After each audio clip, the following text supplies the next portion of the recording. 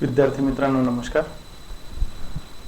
मी प्राध्यापक ठाकूरसिंग राठोड आज वेगळ्या पद्धतीने आपल्या समोर येतो आहे व्हिडिओ लेक्चरच्या माध्यमातून. सर्वात प्रथम सर्व विद्यार्थ्यांचं मी इथे स्वागत करतो आणि यापूर्वी बघितलेल्या सिलेबसच्या समोर आपण चालूया.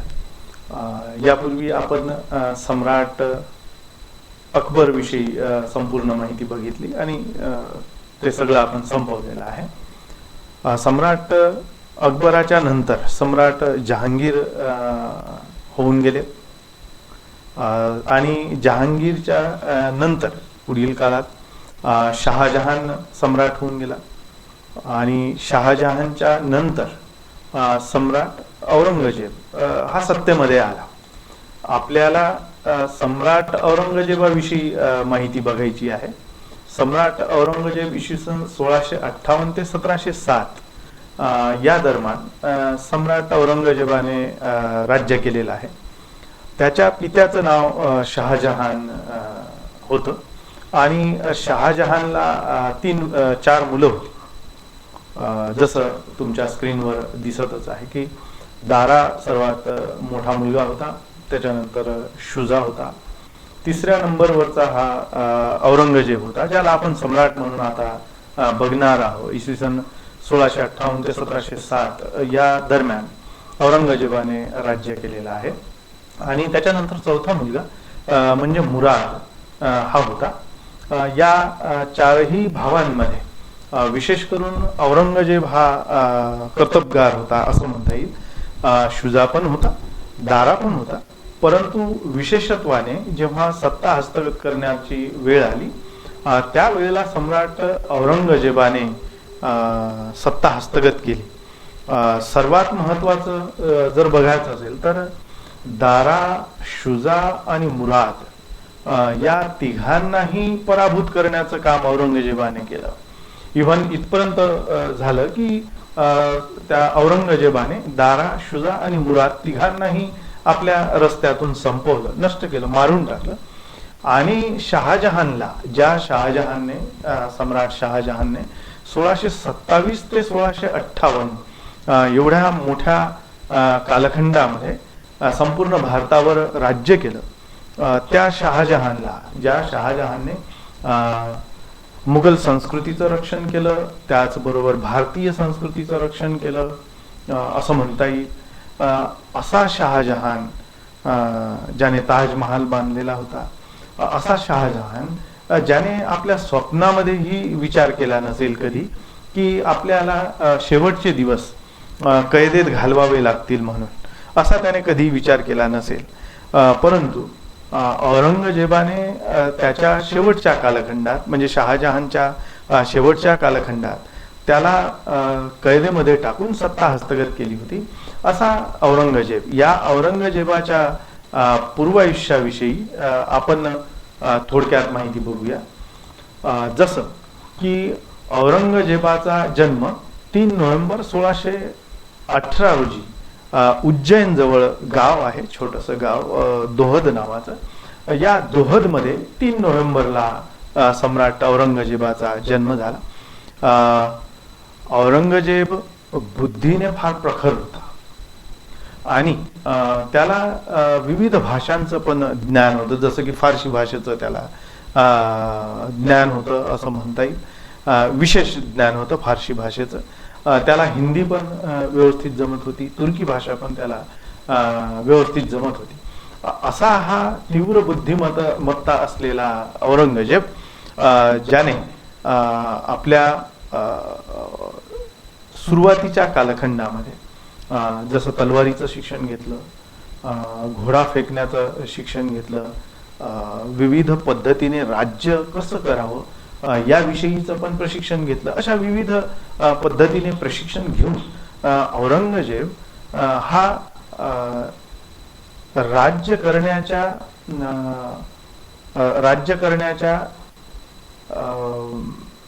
पद्धतीचा असा हा औरंगजेब बनला.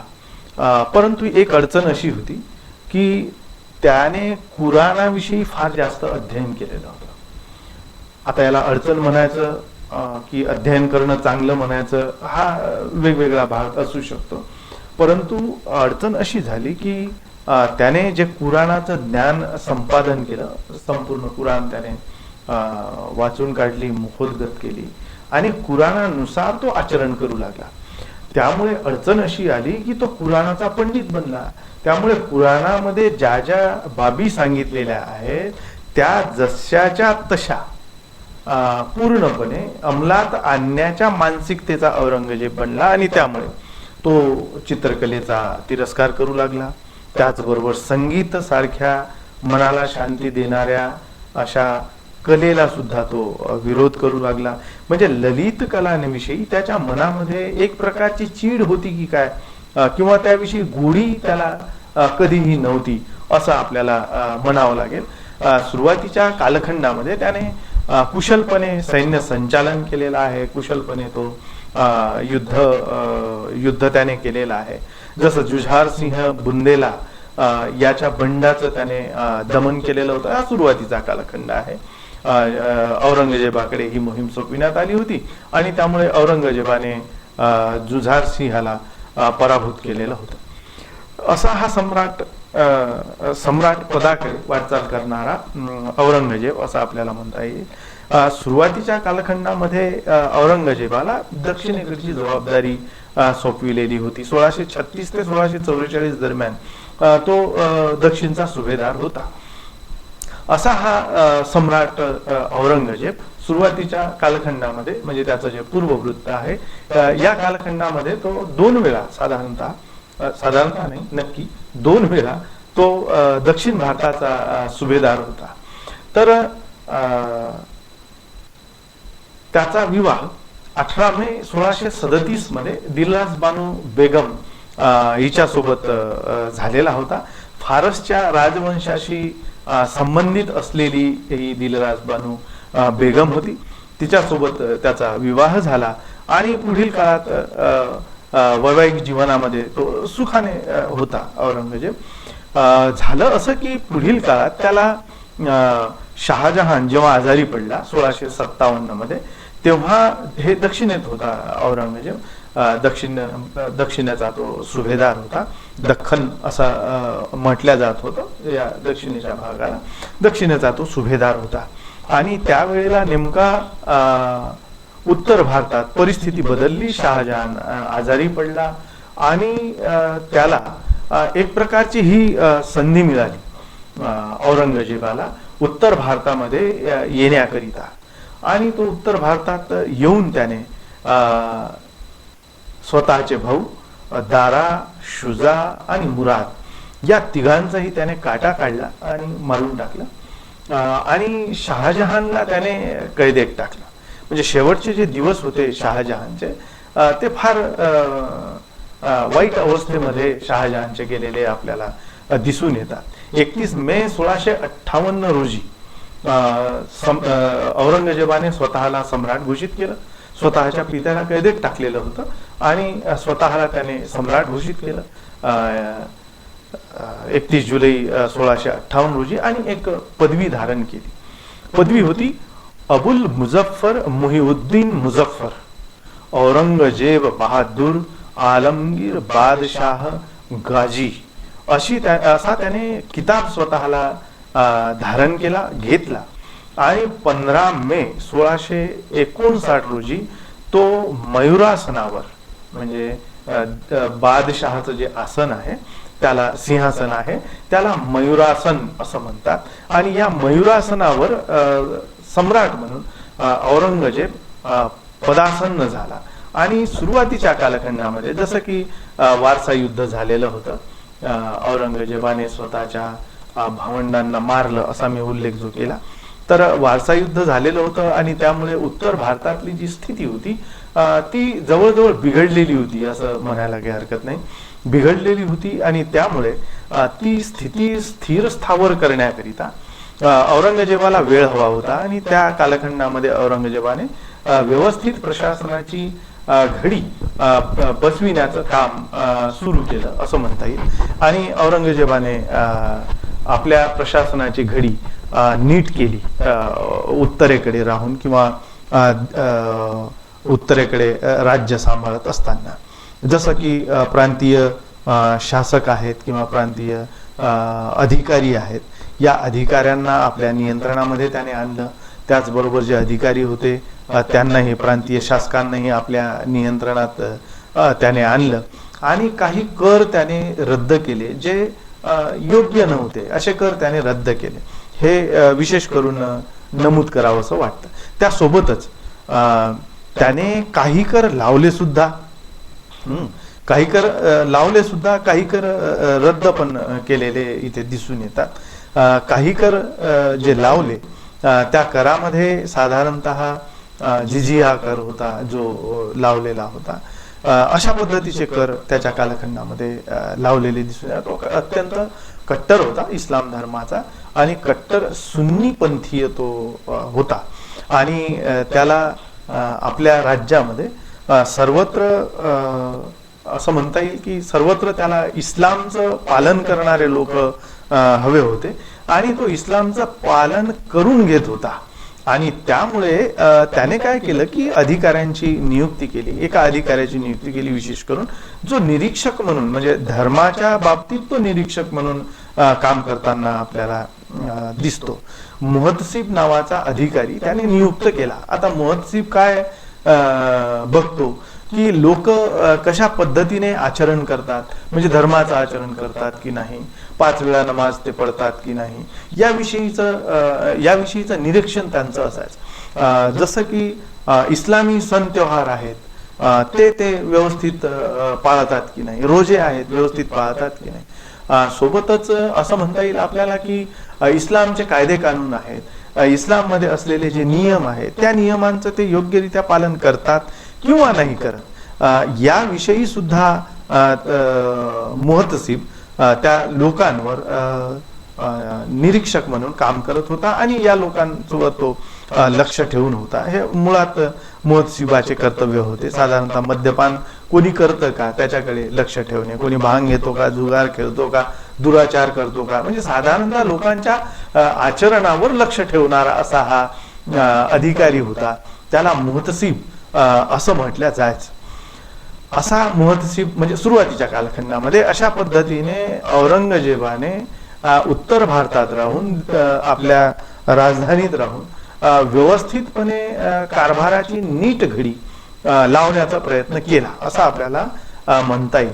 मी उल्लेख केल्याप्रमाणे औरंगजेबाचं जे दक्षिण धोरण आहे, दक्षिण धोरण विशेष प्रभावशील आहे.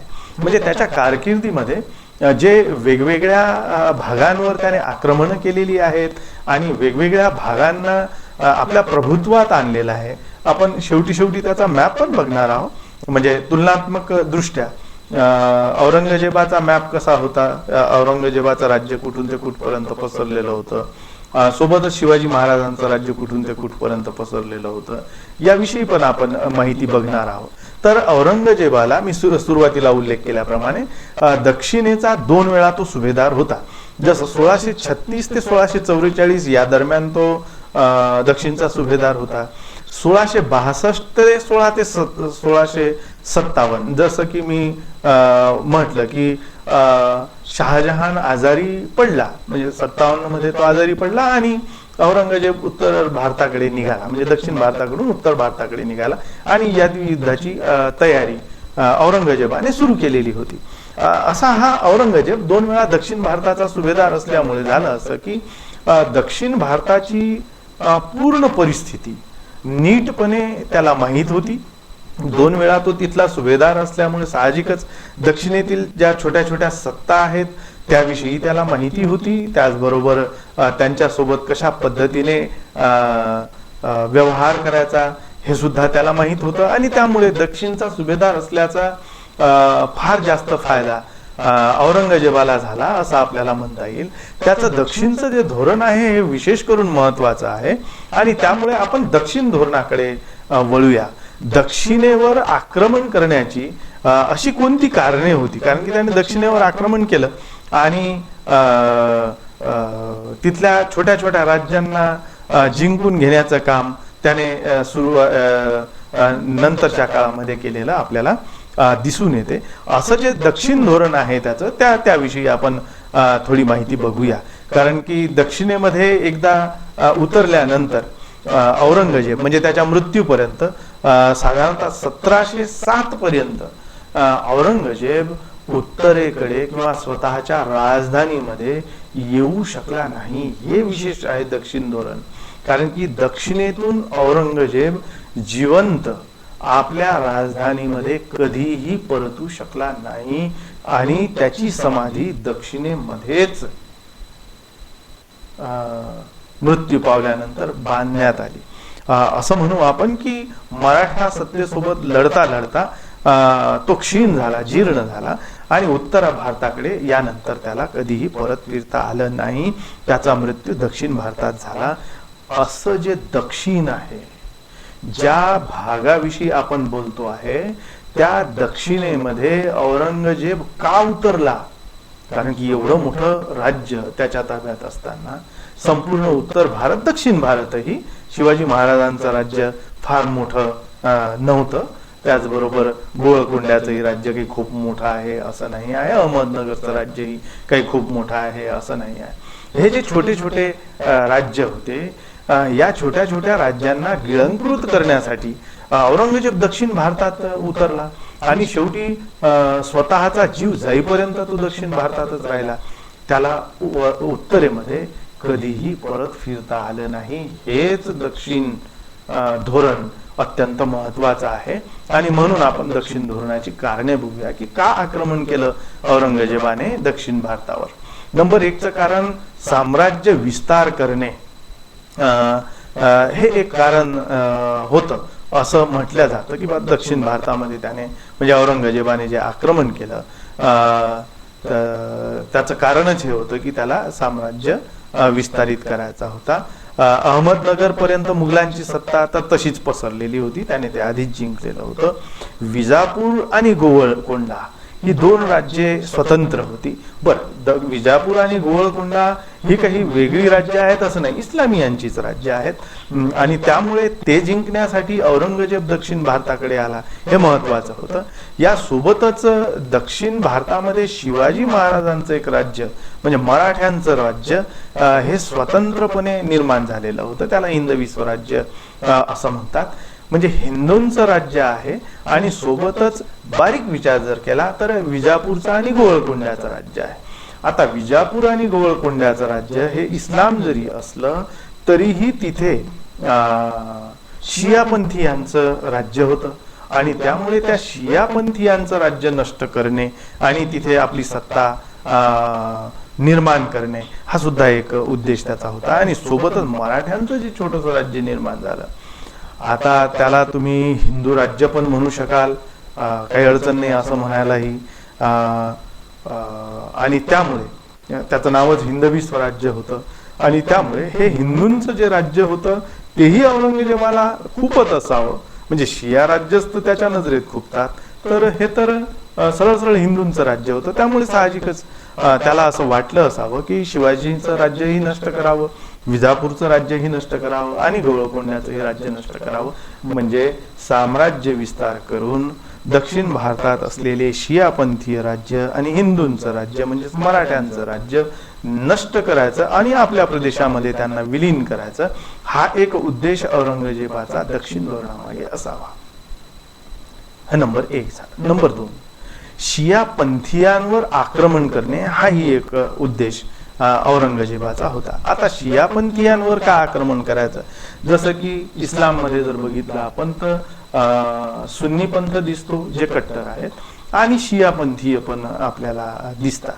म्हणजे शिया आणि सुन्नी हे 2 पंथ आपल्याला इथे दिसून येतात. त्यापैकी शियापंथीयांवर आक्रमण करायचं असं औरंगजेबाला वाटलं असावं. कारण की शियापंथीय जे राज्य होते ते फारसच्या शहाला एकनिष्ठ होते असं त्याचं म्हणणं होतं आणि औरंगजेब तर फार कट्टर होता, म्हणजे कट्टर सुन्नीपंथीय होता आणि त्यामुळे त्याला असं वाटत होतं की हे जे राज्य आहेत शियापंथीय ते आपल्यामध्ये विलीन करून घ्यावेत असं त्याला वाटत होतं आणि त्यामुळे साहजिकच औरंगजेब त्यांचा द्वेष करू लागला, कारण की ते फारच शहाशी एकनिष्ठ असलेले दिसून येतात. आणि यातूनच औरंगजेबाचं शिया विरोध बाहेर आला आणि त्याने शियापंथीयांवर आक्रमण करण्याचं ठरवलं, असं एक कारण आपल्याला देता येईल. त्याचबरोबर विरोधकांचं आश्रयस्थान होतं दक्षिण भारत. उत्तरेमध्ये ज्यांनी ज्यांनी बंड केलेला आहे त्यांनी दक्षिण भारतात येऊन आश्रय मिळवलेला आहे. मग आश्रय देणारे कोण? तर विजापूर आहे, गोवळकोंडा आहे, मराठे आहे. जसं राजपुत्र अकबरने बंड केलं औरंगजेबाच्या विरोधात, तर तो दक्षिणेत आला. त्याच्यानंतर दुर्गादास राठोडने बंड केलं, तोही दक्षिण भारतात आला. म्हणजे झालं असं की ज्यांनी ज्यांनी बंड केले ते दक्षिण भारताकडे आश्रयासाठी आलेत, आणि ते दक्षिण भारताकडे आश्रयासाठी आल्यामुळे साहजिकच दक्षिण भारतामध्ये त्यांना आश्रय मिळाला. मग इथे औरंगजेबाने दक्षिण भारतावर आक्रमण करण्याचं जे ठरवलं त्यात काही असं चुकीचं तुम्हाला दिसण्याचं कारण नाही, कारण की एवढा मोठा सम्राट औरंगजेब आणि संपूर्ण भारतावर त्याचं राज्य, आणि त्या संपूर्ण भारतावर राज्य करणाऱ्या एवढ्या मोठ्या सम्राटाला विरोध करून दक्षिण भारतामधील छोटे छोटे राज्य जेव्हा आपल्या विरोधकाला आश्रय देतात, तर ही बाब औरंगजेबासाठी घातक होती असं त्यालाही वाटत होतं. कारण की साहजिक आहे, छोटे छोट्या राज्यांनी औरंगजेबाला घाबरायला पाहिजे, तर ते न घाबरता ते औरंगजेबाच्या विरोधात आपल्या औरंगजेबाच्या विरोधकांना ते आश्रय देतात. आणि त्यामुळे साहजिकच औरंगजेबासारख्या सम्राटाला, ज्याच्या टाचेखाली संपूर्ण भारत दबलेला होता, एवढ्या मोठ्या सम्राटाला साहजिकच त्यांचा राग येणं, त्यांच्याविषयी द्वेष निर्माण होणं हे साहजिक होतं. आणि म्हणून औरंगजेबाने दक्षिण भारतावर आक्रमण केलं, कारण की विरोधकांना दक्षिण भारतातील लोक आश्रय देत होते, हे एक कारण होतं. त्याचबरोबर गोवळकोंडा येथे जी अमाप संपत्ती होती, म्हणजे हिऱ्याच्या खाणी होत्या दक्षिण भारतामध्ये आणि गोवळकोंड्याच्या राज्यामध्ये सुद्धा. म्हणजे तिथे जी अमाप संपत्ती होती, म्हणजे गोवळकोंड्यामध्ये संपत्ती होती, विजापूरमध्ये संपत्ती होती, मराठ्यांनी जे राज्य मिळवलं होतं त्यांच्याकडे पण संपत्ती होती. म्हणजे दक्षिण भारतातील संपत्तीवर सुद्धा औरंगजेबाचा डोळा होता. आणि म्हणून औरंगजेबाने एक फार मोठं सैन्य घेतलं. असं अफाट सैन्य घेऊन औरंगजेब दक्षिण भारताकडे वळला आणि दक्षिण भारतावर त्याने आक्रमण केलं असं आपल्याला म्हणता येईल. आता एकदम औरंगजेब दक्षिण भारतात उतरला असं काही डोक्यात आणण्याचं काही कारण नाही. कारण की सुरुवातीला त्याने काय केलं की वेगवेगळे जे आपले हस्तक आहेत, सरदार आहेत, यांना आधी त्याने दक्षिण भारताकडे पाठवलं आणि तिथे विजय मिळविण्याचा प्रयत्न केला.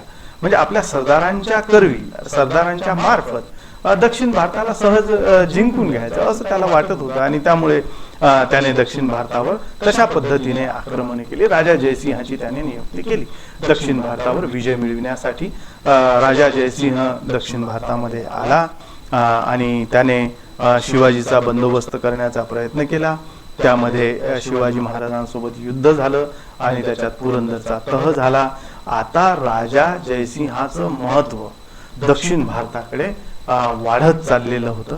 अशा याच्यात औरंगजेबाला राजा जयसिंहाचा संशय आला आणि औरंगजेबाने राजा जयसिंहाला परत बोलावून घेतलं.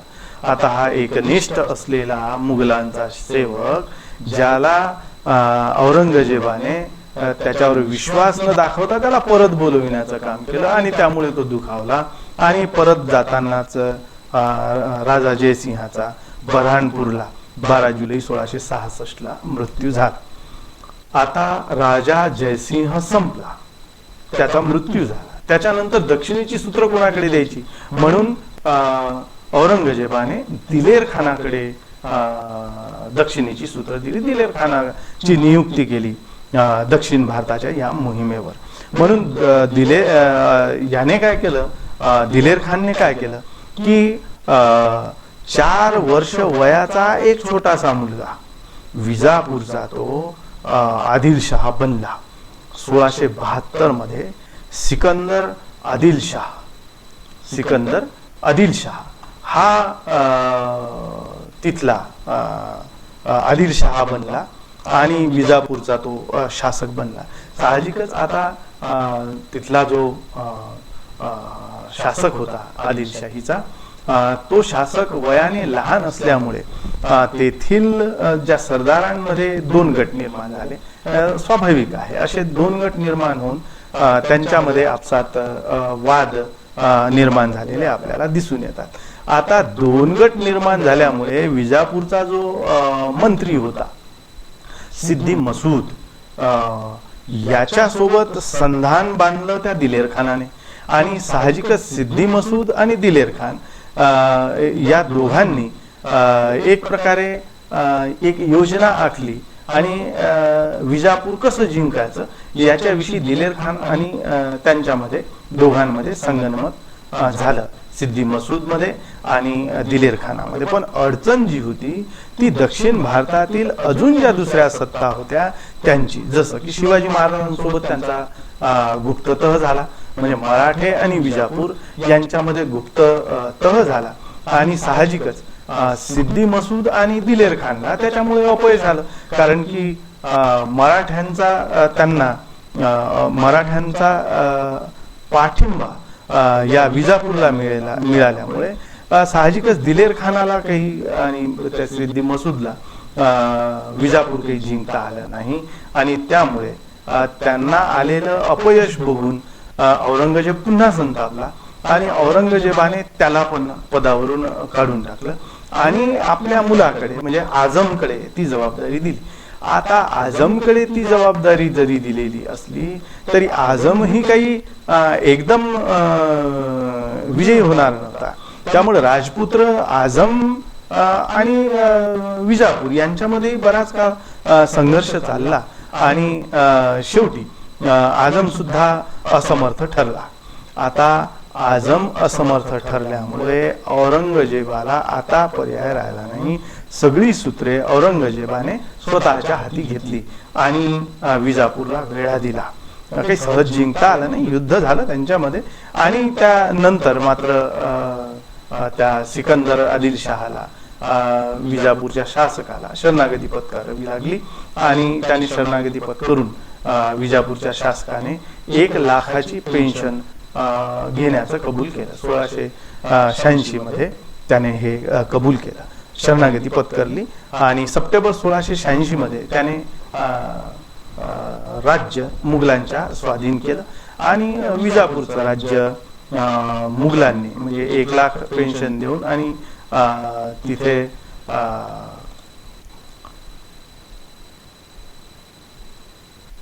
विजापूरचं राज्य आपल्या राज्यामध्ये समाविष्ट करून घेतला. आता हा एक मोठा विजय होता औरंगजेबाचा आणि त्यामुळे साहजिकच होतं की औरंगजेबाने हा एक मोठा विजय मिळवून दक्षिण भारतातील एक राज्य मात्र गिळंकृत केलं. आता दुसऱ्या राज्याकडे त्याने लक्ष दिलं, गोवळकोंडाकडे. आता गोवळकोंड्याचा शासक या वेळेला अबुल हसन कुतुबशाह हा होता आणि त्याच्या दरबारामध्ये 2 मंत्री होते. त्याचे फार महत्वपूर्ण स्थान असलेले हे 2 मंत्री आहेत, मादन्ना आणि अक्कन्ना हे 2 मंत्री होते. आता ते हिंदू होते म्हणून त्यांना विरोध होता किंवा काय, अशा पद्धतीचे हे 2 मंत्री होते ज्यांचा प्रभाव मात्र संपूर्ण दरबारावर, तिथल्या गोवळकोंड्याच्या दरबारावर होता. आता औरंगजेब हे हिंदू मंत्री असल्यामुळे गोवळकोंड्याचा द्वेष करत होता असं म्हणणं चुकीचं होईल, कारण की त्याला सुरुवातीपासून जे शियापंथी असलेले जे दक्षिण भारतीय राज्य होते त्यांच्यावर तसाही तो नाराजच होता आणि त्यामुळे त्याला हे जिंकायचं होतं. म्हणजे हिंदू मंत्री मादन्ना आणि अक्कन्ना हे 2च अडचणी होत्या असं नाही आहे, त्याला ते जिंकायचंच होतं आणि आक्रमण करायचंच होतं, ठरलेलं होतं आणि त्याप्रमाणे त्याने आक्रमण केलं. 1685 मध्ये त्याने मुअज्जमची नियुक्ती केली. तिकडे आझमची नियुक्ती केलेली होती विजापूरवर, तर मुअज्जमची नियुक्ती 1685 मध्ये त्याने गोवळकोंड्यावर केली आणि राजपुत्र जो होता हा मुअज्जम पुढील काळात तो शाह आलम म्हणून ओळखला गेला. त्याच्यानंतर तो बहादूर शाह याही नावाने तो ओळखला गेला. मुअज्जमने हैदराबादवर आक्रमण केलं आणि हैदराबाद पूर्णपणे जिंकून घेतलं. आता त्याच्या आशा पल्लवित झाल्या. त्याला असं वाटायला लागलं की गोवळकोंडा आपण आता सहज जिंकू, परंतु हे शक्य नव्हतं. कारण की गोवळकोंडा जिंकणं आणि एकीकडे विजापूरची मोहीम सुरू आहे, दुसरीकडे गोवळकोंड्याची मोहीम सुरू आहे, त्यामुळे हे शक्य नव्हतं. आणि म्हणून काही काळ विश्रांती मिळावी यासाठी सुद्धा त्यांनी प्रयत्न सुरू केले आणि मुअज्जमने एक करार केला गोवळकोंड्यासोबत. त्याच्या काही अटी होत्या. त्यामध्ये एक अट अशी होती की मादन्ना आणि त्याचा भाऊ अक्कन्ना या दोघांनाही गोवळकोंड्याच्या नोकरीतून गोवळकोंड्याच्या शासकाने काढून टाकावं, म्हणजे कुतुबशहाने त्यांना हाकलून लावावं आपल्या राज्यातून आणि मंत्रिपदावरून काढून टाकावं, ही एक अट होती, म्हणजे लादली होती त्याच्यावर. त्याच्यानंतर दुसरी अट अशी लादलेली होती की 2 लाख रुपये वार्षिक कर त्याने मुघलांना द्यावा कुतुबशहाने, आणि याशिवाय 1,20,00,000 रुपये मुघलांना द्यावे हेही त्याच्यामध्ये नमूद होतं, आणि काही प्रदेश सुद्धा मुघलांना द्यावा, अशा पद्धतीचा करार झाला. बरं, करार झाल्यावर म्हणजे या अटी ठरल्यावर युद्ध होण्याचं तर काही कारण नव्हतं. मादन्ना आणि अक्कन्नाला कुतुबशहा काढून टाकण्यासाठी चालढकल करतो आहे हे जेव्हा तिथल्या लोकांना लक्षात आलं आणि त्यामुळे औरंगजेबाचं संकट ओढवलं आहे असं जेव्हा लोकांना वाटलं, तेव्हा लोकांनीच अक्षरशः मादन्ना आणि अक्कन्नाला पकडलं आणि त्या लोकांनी दोघांनाही पकडून ठार करून टाकलं. म्हणजे मादन्ना आणि अक्कन्ना आता संपले, गोवळकोंड्यामधून ते संपले. आता या अटींमुळे आता गोवळकोंडा तर सुटायला पाहिजे होता, पण तसं नाही झालं. आता पुन्हा वेग आला आक्रमणाला, कारण की 1686 मध्ये तिकडे विजापूर जिंकल्या गेलं. विजापूर जिंकलं आणि ते आपल्या राज्यामध्ये समाविष्ट झाल्याबरोबर औरंगजेबाने आता गोवळकोंड्याची मोहीम हाती घेतली आणि अशा पद्धतीने 1687 मध्ये त्याने गोवळकोंड्याच्या किल्ल्याला वेढा दिला. आता गोवळकोंड्याचा किल्ला काही सहज जिंकण्यासारखा नव्हता, कारण की सुरुंग लावले, किल्ल्याला सुरुंग लावले आणि ते बारुदीने फोडण्याचा प्रयत्न केला. साहजिकच जे फुटलेला बारूद आहे त्याने जो मलबा पडला त्याच्यामुळे बरेचसे सैन्य औरंगजेबाचेच मृत्यू पावले. त्यामुळे औरंगजेबाने आता नवीन एक चाल खेळली, कारण की त्याचं आणि त्याच्या सैन्याचं जे धैर्य होतं आता ते खचत चाललेलं होतं आणि त्याच्या आधी औरंगजेबाला गोवळकोंडा जिंकून घ्यायचा होता. अब्दुल गनी नावाचा तिथला एक व्यक्ती होता, त्याला भरपूर पैसे दिले औरंगजेबाने आणि त्याला फितूर केलं. तो फितूर झाल्यामुळे जे गुप्त रस्ते होते ते औरंगजेबाला माहीत झाले, त्याच्या सैन्याला माहीत झाले आणि हे सगळं सैन्य आत शिरलं आणि त्याने सहज गोवळकोंड्याचा पराभव केला. हे सैन्य आत शिरले, त्यांनी गोवळकोंड्याच्या सैन्याला पराभूत केलं, मारलं. अबुल हसन पकडला गेला आणि औरंगजेबाने त्याला बंदिवासामध्ये टाकलं. शेवटी त्यालाही औरंगजेबाने सोडलं आणि एक 50,000 रुपये वार्षिक पेन्शन त्याच्यासाठी निश्चित करून दिली आणि गोवळकोंड्याचं राज्य पूर्णपणे औरंगजेबाने आपल्या घशामध्ये घातलं आणि गोवळकोंड्याचं राज्य मुघल साम्राज्यामध्ये त्याला विलीन करून घेतलं. आता विजापूर जिंकला, गोवळकोंडा जिंकला. आता या वेळेला मी तुम्हाला औरंगजेबाचा जो नकाशा आहे किंवा औरंगजेबाचं जे साम्राज्य आहे ते तुम्हाला दाखवण्याचा प्रयत्न करतो आहे. हा पूर्ण पिवळा भाग तुम्हाला असा दिसतो आहे. औरंगजेबाचं राज्य इकडे असं वाढत आलेलं आणि पुढील काळात औरंगजेबाने जे राज्य वाढवलं ते आपल्याला दिसते. म्हणजे अकबराच्या काळात पिवळा भाग जो दिसतो तो अकबराच्या काळात इथपर्यंत आलेलं आपल्याला दिसून येते. अकबर आपण पाहिलेला आहे, तेव्हाच्या जर तुम्ही त्या लढाया जर तुम्हाला आठवत असतील तर त्या बघा. आणि अकबराने या भागापर्यंत असा साम्राज्य वाढवलेलं दिसून येते. पुढील काळात म्हणजे शहाजहानच्या काळात हा जो खालचा पट्टा दिसतो दुसरा, हा पट्टा साधारणतः शहाजहानच्या काळात आणि औरंगजेबाच्या काळात वाढलेला दिसून येतो. म्हणजे औरंगजेबाच्या काळात हा पिवळा पट्टा आणि हा पूर्ण ब्राऊन पट्टा एवढं मोठं साम्राज्य औरंगजेबाचं होतं असं आपल्याला म्हणता येईल. कारण की आता एवढ्या मोठ्या साम्राज्याचा मालक असलेला हा औरंगजेब आता लढतो आहे छोट्या छोट्या प्रदेशाकरिता. आता त्याचा संघर्ष निर्माण झाला मराठ्यांसोबत. तुम्हाला हा मॅप लक्षात ठेवायचा आहे. हा जो भूभाग आहे, हा जो भूप्रदेश आहे, याला आपल्याला शिवाजी महाराजांच्या राज्यासोबत पण कम्पेअर करायचं आहे. कारण की छत्रपती शिवाजी महाराजांनी निर्माण केलेलं राज्य छोटंसं राज्य आहे. ते सुद्धा मी तुम्हाला दाखवतो. इथे तुमच्या लक्षात येईल हा जो एक छोटा पट्टा दिसतो, अशी एक पट्टी आहे ही कर्नाटकापर्यंत पसरलेली. म्हणजे गुजरातच्या खालच्या भागापासून, सुरतच्या खालच्या टोकापासून शिवाजी महाराजांचं राज्य सुरू झालं. स्वतंत्र अशी भूपट्टी आहे ही, छोटीशी कोकणच्या किनारपट्टीपर्यंत पोहोचलेली आणि पलीकडे जाऊन अशी कर्नाटक म्हणजे आंध्र प्रदेशातून कर्नाटकाकडे गेलेलं आहे राज्य.